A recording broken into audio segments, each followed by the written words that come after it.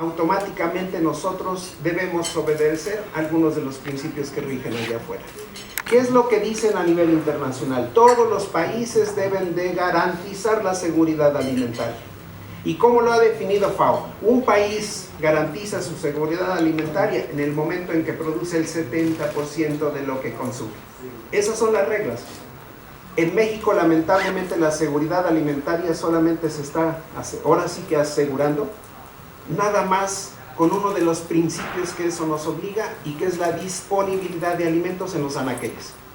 Pero en México solamente hemos asegurado que hay alimentos en los mercados y en los anaqueles de los grandes centros comerciales, pero no nos está importando si la gente tiene acceso a ellos, y mucho menos cuando se promueve o se ve al desempleo como una forma de bajar el gasto público.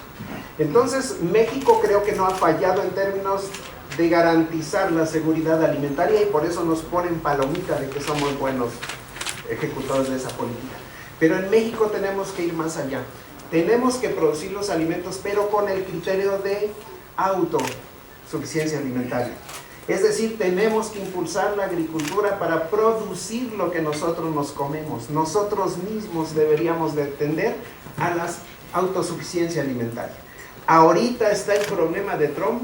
Todo el mundo hablamos de sus ocurrencias que si se llevan a cabo nos van a afectar muy fuerte, con el famoso muro, y sobre todo con esta idea de que va a ver cómo limita el flujo de remesas hacia nuestro país.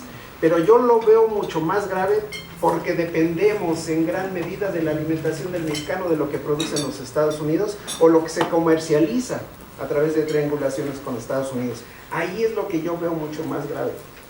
Entonces estamos en la oportunidad de abonar a la autosuficiencia alimentaria.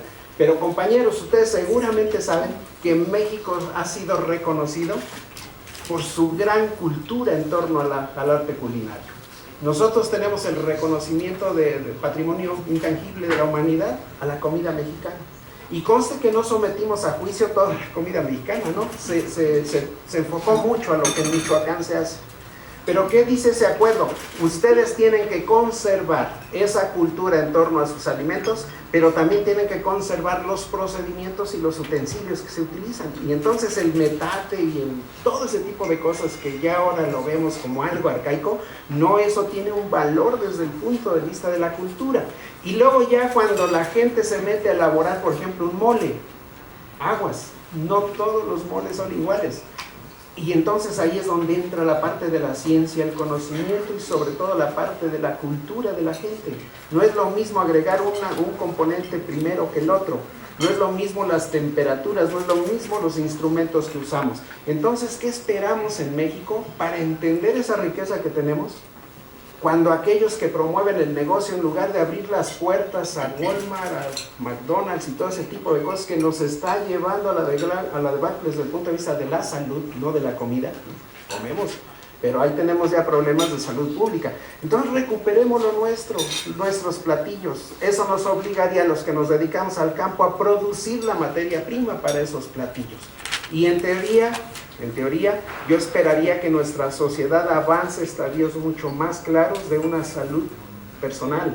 Ahorita tenemos problemas de salud pública muy fuertes. Entonces, a grandes rasgos, yo les quería decir